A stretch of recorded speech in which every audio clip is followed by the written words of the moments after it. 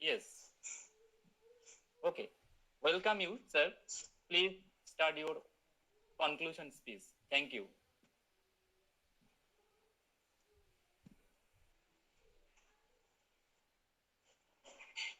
May I start here? Yes, sir. Oh. Good afternoon, everybody. It is my pleasure to address you all in the concluding session. The convener of this webinar, Dr. Apurba Barman, has asked me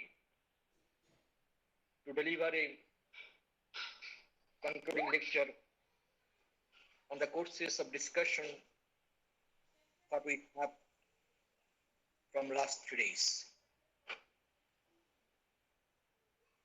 In the course of discussion by the speakers on our topic, that is impact of COVID-19 on higher education and a quest for possible alternative. So many issues have been raised. We all are very much aware of it. There may be some issues of debate or controversy with the suggestions recommended by the speaker during last 2 days of interaction.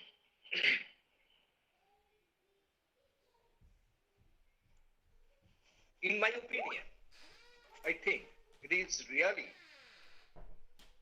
next to impossible to say in a word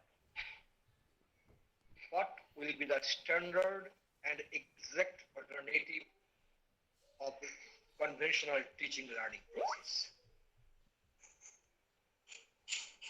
So far my knowledge is concerned, I cannot say simply that this is the exact way of teaching learning during this pandemic. The system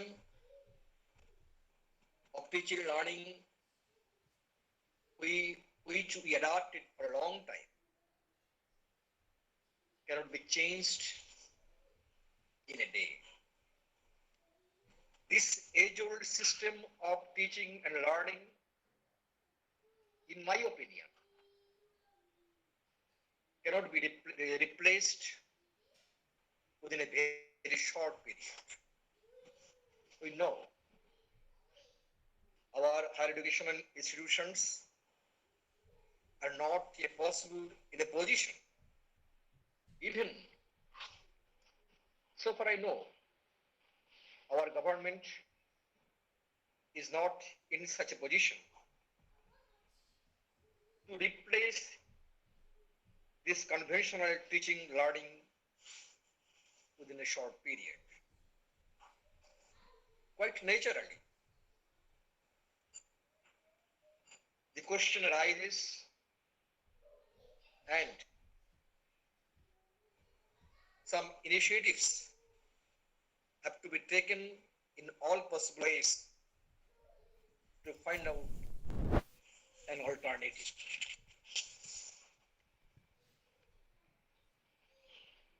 On 22nd June 2020, that is on first day of webinar, our speaker, Professor Malak, presented his lecture covering all the aspects related with the topic.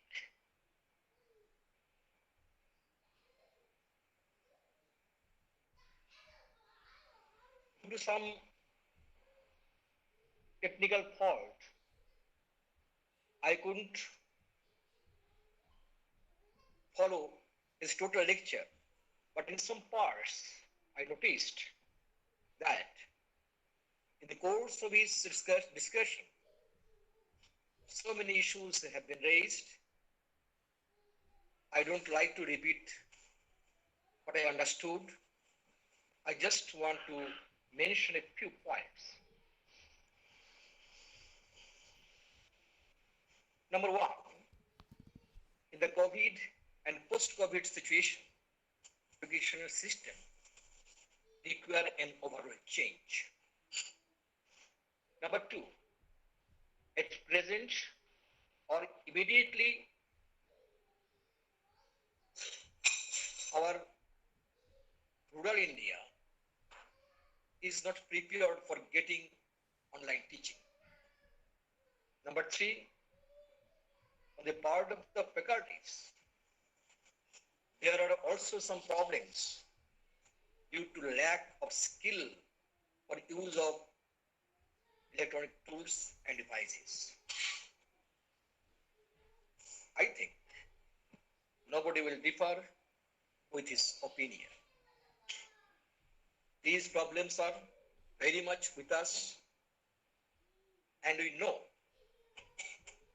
do not know immediately how to overcome all this to make an alternative of conventional teaching. Next day, on 22nd, 23rd June, that is yesterday, we had two speakers. One was Dr. Sandeep Mollik, and the other speaker, Dr. Sandeep Bhomik and Dr. Sadhucharan Mollik. In their discussion, especially Dr. Sandeep Bhomik observed that a change in higher education is inevitable, what we realize today. He also pointed out that a mixture of both, what we call a hybrid education system, is going on now. To cope up with this system, he suggested we have to use both audio, video, virtuals, emails, and we have to use of the resources, and it has become very much essential today.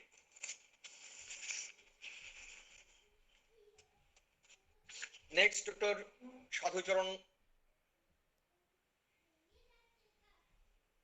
Mollik, speaking yesterday, suggested in his speech that the present situation in the sphere of higher education have to be combated with the use of digital learning. In this context, he also realized the difficulties, especially in rural context. This differentiation in between urban and rural remains due to lack of IT facility, which have become a burning issue now. Today, on 24th June 20, our speaker, Dr. Sachin Shaw, have nicely presented and discussed on the issue of online teaching learning. Similarly, he have pointed out some global situations, positions, and especially the IITs.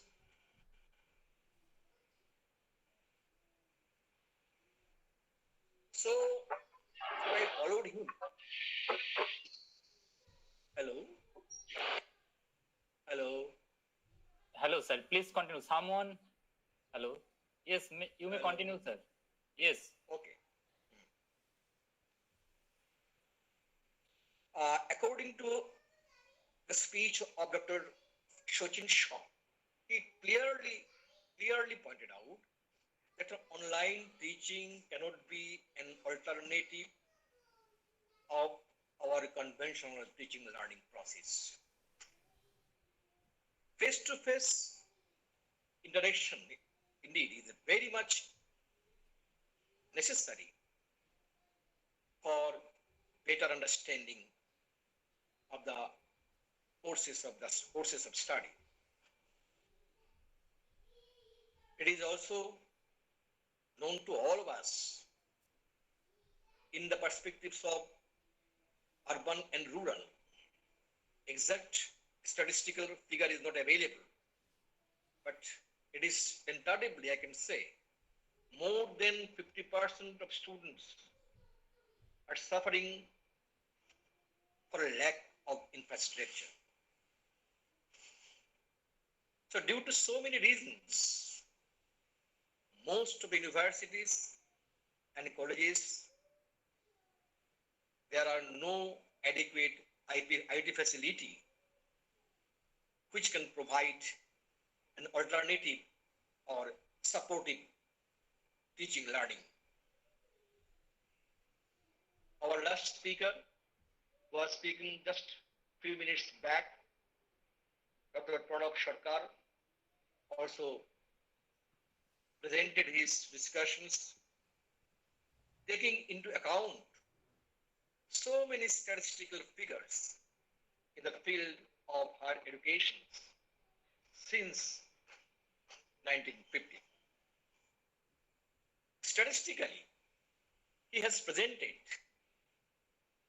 the figures which has been reflected the percentage of students, how the percentage of students, faculties, universities, colleges have raised from 1952 till date.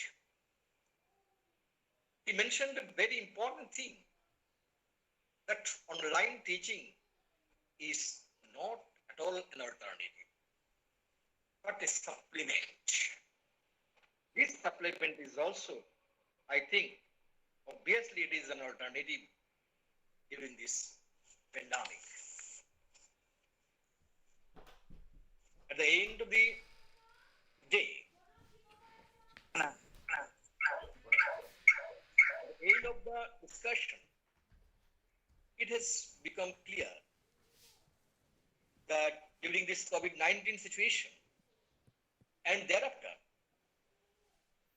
we are going to face some serious challenges before the higher education, and obviously it is our problem also, as we all are related with this system. Noticing this big challenge, we cannot confine ourselves in our own rooms. We have to search for possible ways. What could be the possible ways? That's why, and that is the meaning, and that is the aims and objectives for organizing this webinar on the topic impact of COVID-19 on higher education and a quest for possible alternatives. One thing I would like to remind you, if you please don't mind, what I realize, this is my thinking, and I'll share with you that someday, I hope that is coming soon, that day will come when COVID will not be there. But when and how it will removed, that we don't know. We also don't know whether it will not repeat again or not. They not, they may, the COVID may come back again after a few months, after a few years, that we don't know. So it has become a crucial point from our experience, what we are having at present, that COVID phobia may give birth of some alternatives, and that may get some preparation. So it is better to get prepared for the future crisis. Our national policymakers, our government, and the different regulatory bodies, so far I know, is planning for future course of action. What will be the future plan, or to what action they will undertake, that we don't know present. But it is presumed that some major change will take place in the field of higher education, having this pandemic experience. I just give you one example. If changes come, that considering the nature of study, it may be, whatever it may be, I don't know, but it may be, the total course materials could be treated in different ways.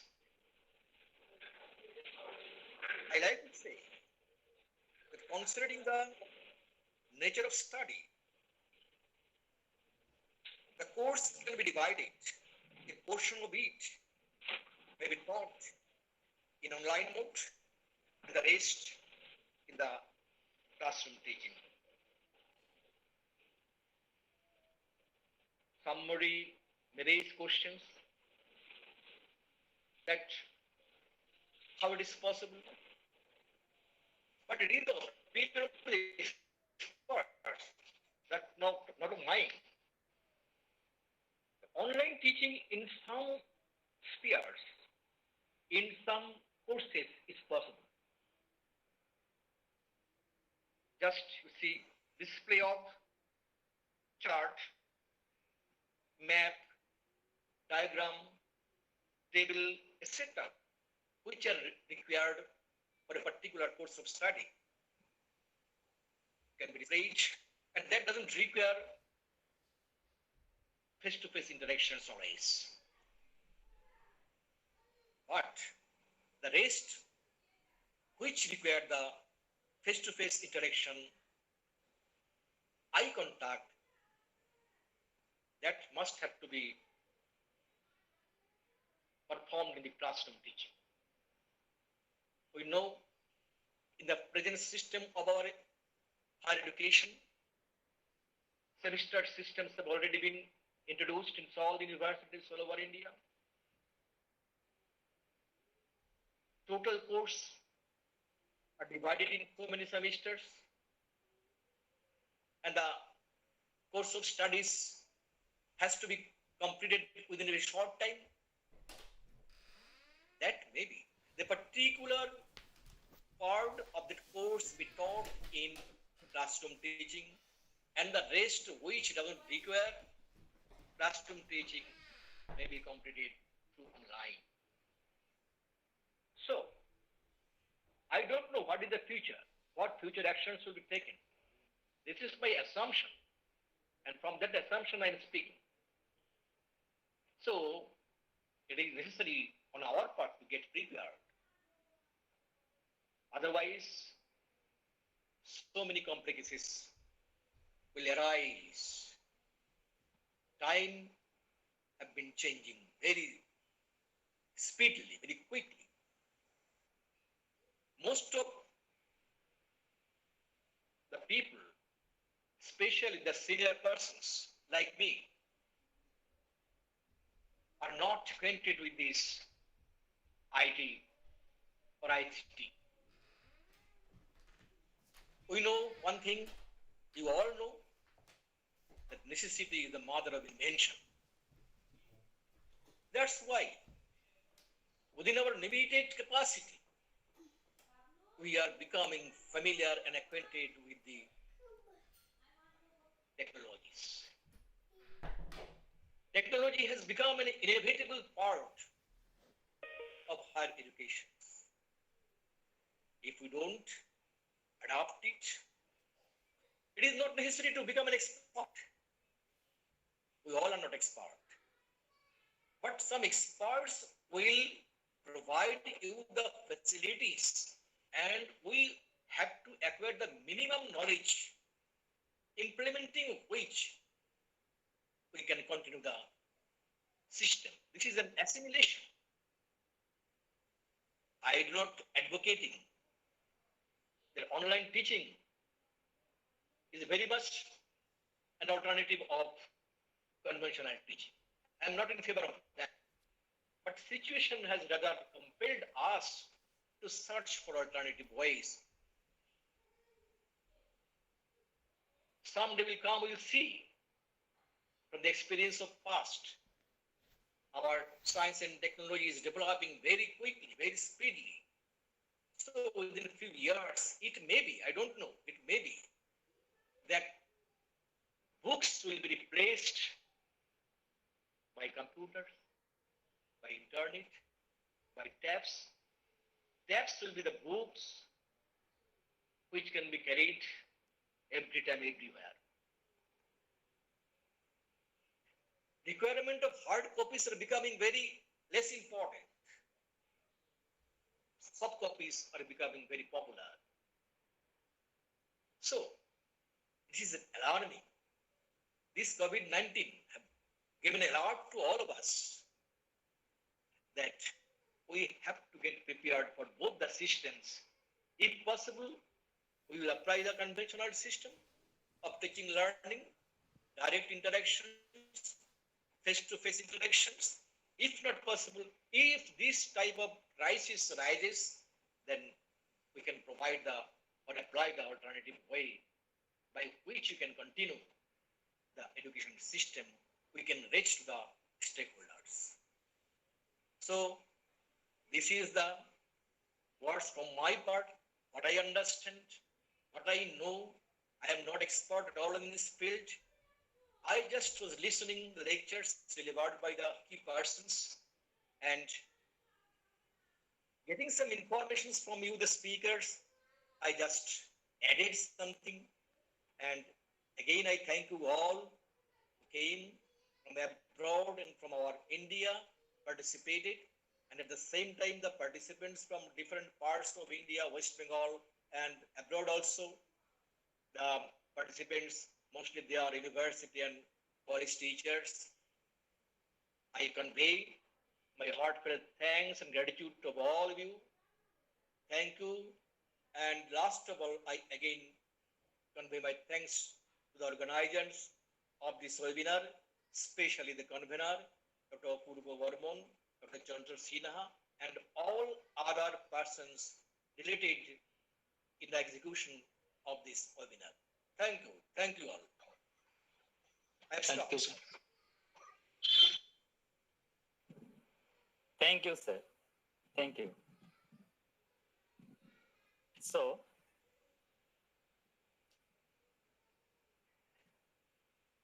this is my turn. Thanks a lot for being with us. Truly speaking, nothing left for me as respected chairperson, our principal sir, has concluded so nicely about the webinar. So I am coming to technical part about the feedback related.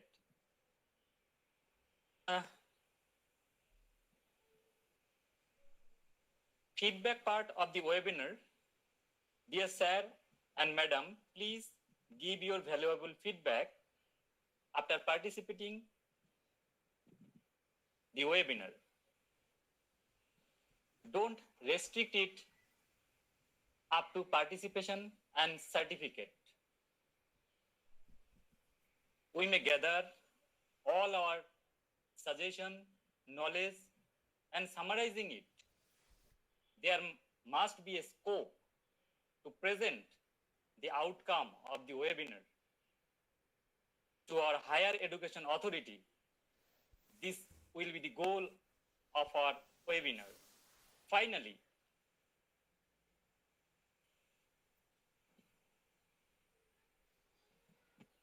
it is a great pleasure for me that I have been given the opportunity. First of all, my very, very big thanks all of our valuable speaker, Professor Rai, Dr. Bhaumik, Dr. Mollik, Dr. Shah, Dr. Sarkar. Especially on the opening day, Professor Mallar Roy has given fantastic presentation on the subject in a lucid manner. We are very thankful for his contribution, and also we not forget the effort of our all other speakers, especially Dr. Sandip Bhaumik, who make this webinar live on YouTube and also many other technical parts. Thank you, Dr. Bhaumik, for your valuable contribution towards the webinar. I have acknowledged the college contribution here. First, my big thanks to webinar chairperson as well as principal of our college, Dr. Nilangshu Sekhar. Said, for encouraging me with such huge responsibility and having time and patience, and of course, guiding me through these. Also, my big thanks to our GB President, Dr. Nirmal Chandra Rai, my co-convener, Dr. Chanchal Sinha, and others organizing committee members, Mr. Ranjan Kumar Das, Dr. Dolly Day, Mohammad MD Mashiur Rahman, Mr. Jibon Kumar Ray, Mr. Chogato Kaji, for always being such a solid support system. My special mention, Dr. Rahul Das, Mr. Pratap Singh Chauhan, and of course, Mrs. Neelam Roy, come forward to my rescue during various crisis management episodes. Finally, big thanks to all of you for 3 days with your constant encouragement, taking the dialogue forward, and also for productive discussion. Thank you. Thank you very much.